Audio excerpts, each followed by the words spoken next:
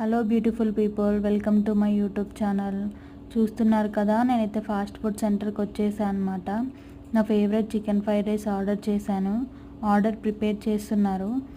Chicken pieces అయితే భలే ఉన్నాయి, సాఫ్ట్గా, పిండి పిండిగా లేవు.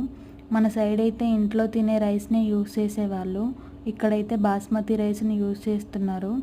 ఎందుకంటే ఇక్కడ సైడ్ బియ్యం లావుగా ఉంటాయి, తినలేమని చెప్పి బాస్మతి రైస్ని యూజ్ చేస్తున్నారు. మా హాస్టల్లో డైలీ సాంబార్ తిని తిని విరక్తి వచ్చేసి ఇంకా నా వల్ల కాదు బాబోయ్ అని చెప్పి బయట ఫుడ్ ఏమైనా తీసుకుందాంలే అని చెప్పి ఇక్కడికి వచ్చా అనమాట. సరైనోడు సినిమాలో ఆ ముసలిది ఊకే అరవమేళ అంటుంటే ముసల్దాన్ని చేదేస్తాం అనుకున్నాను.